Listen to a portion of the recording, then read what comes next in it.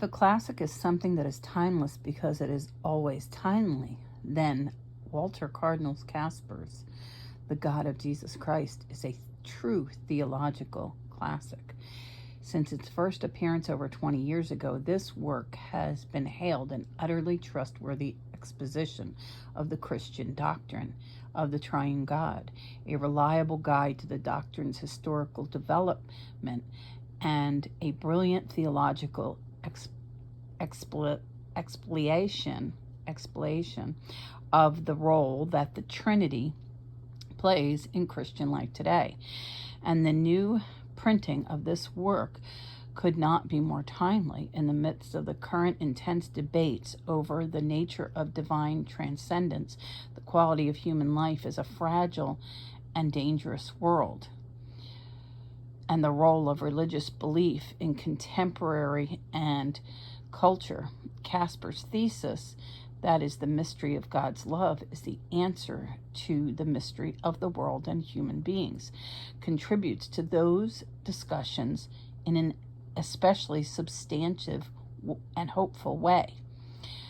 The depth of this work is a reflection of both Casper's formidable intellectual background and his pastoral intent in writing it. Before his appointments to the Vatican and before being called to be bishop of the Diocese of Rottenburg-Stuttgart, Casper was a distinguished university professor of theology in Germany, first at Münster and later at Tübingen, where he had trained in theology. He has always been one of the foremost exponents of the Tübingen School of Catholic Theology, which puts great emphasis not only on thorough research into the development of Catholic belief throughout history, but also on the productive application of the results of that research to the Church's situation today. This book bears all the hallmarks of Casper's intense study of Scripture and the tradition of Catholic reflection on God.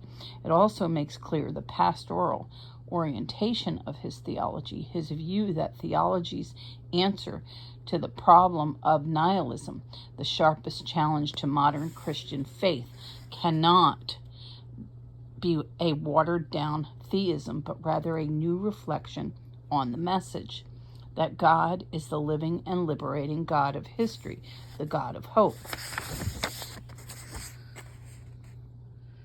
Who is love itself, from the preface to the third German edition.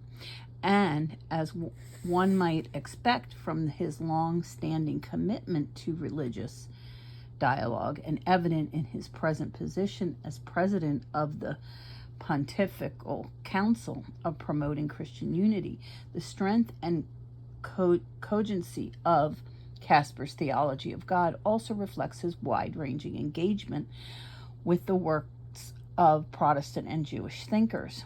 Alongside the major Trinitarian focus of this work, three other important aspects should be noted. First, Casper prefaces his own Trinitarian theology and very persuasive history of how God became a, quote, problem in Western culture. With that history, he shows just how critical was modernity's role in the shift away from the emphasis on God as triune to the abstract theism of a unipersonal God. That is still influential today, a theism that Casper does not hesitate to label heretical. Second, as part of his constructive theological alternative to his outmoded theism, Casper offers a theory of human experience and knowledge of God that brilliantly reformulates the Catholic tradition of natural theology so that it can respond to the contemporary hunger for God and eventually lead to the theological theology, where faith and reason are mutually supportive in exploring the reality of God as Trinity. Lastly, there is Casper's insistence that the doctrine of the Trinity is the summary of the entire Christian mystery of salvation and is indeed the fundamental grammar of Christian belief. In view of the amazing renaissance of Trinitarian theology that has occurred over the past 2 decades and the continuing intense discussions around the issue of post-metaphysical and postmodern understandings of God, Casper's insistence on the centrality of the Trinity for Christian belief can indeed be called prophetic, and it continues to provide a sure measure of all who explore the Christian confession of one God in 3 persons. With this work, the reader is in excellent hands, because one of the surest guides through the complexities of the theological reflection on God is Walter Casper, and he is also one of the surest spiritual guides to the simplicity of that reflection, for he is bold enough to tell us that in the end, when we genuinely confess and reflect on God as Trinity, we are drawn to the godness of God, which is God's freedom in love. And thus, the definition of God's essence brings us back to the biblical statement, God is love. This, then, is a book to learn from, to savor, and not surprisingly, to pray with. The God question is a fundamental theological question. The present book is intended as a strong plea to give it its status once again. True enough, there is no lack of publications on the God question for the most part. However, these limit themselves to a discussion of modern atheism, the Christian understanding of God, the God of Jesus Christ, and thus the confession of the triune God are usually brought in only as a kind of appendix and without any closer study of the problems involved. Contemporary Protestant theology shows the opposite tendency on the basis of solus Christus, Christ alone, and sola fide, faith alone, that are interpreted with great radicalness than they had in the Reformers. An effort is being made to find a standpoint beyond atheism and the theism to which the previous approach leads. In my view, however, both of these standpoints are equally untenable. The only answer to the modern God question and to the situation of the modern atheism is the question, is the God of Jesus Christ, and the Trinitarian confession, which must be brought out of its present existential obscurity and turned into a grammar for theology as a whole.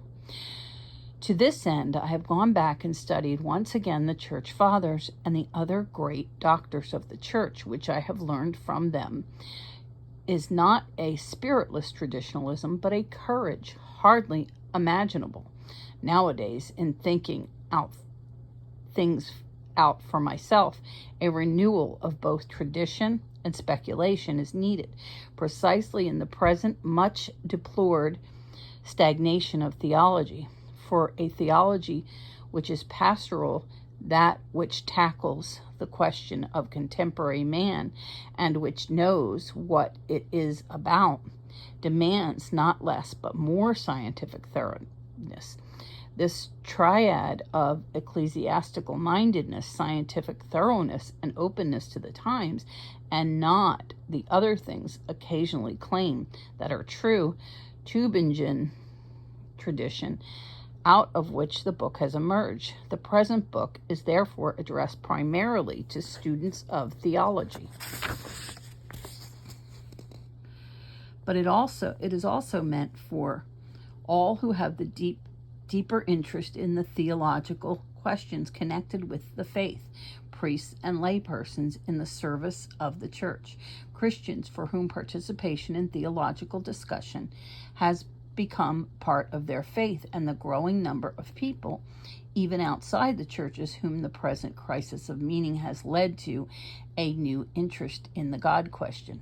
Unfortunately, there has been a longer delay than planned between my book on Christology, which appeared in 1974, and this volume on the doctrine of God and the Trinity, numerous obligations inside and outside the university, and in no small turbulent developments within our university that took their toll on time, energy, and nerves, have considerably retarded the work. Above all, however, the difficulty of the subject matter itself called repeatedly for deeper investigation and reflection.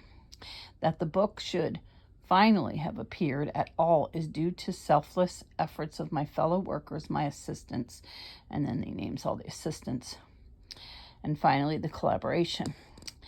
The book I now offer to the public is far from finished, but then who is ever done with the God question? Even though the book spends so much time winnowing and summarizing the discussion, it is itself intended only as a contribution to the discussion, which others will carry on in a critical fashion, if anywhere, then certainly in dealing with the theme of this book.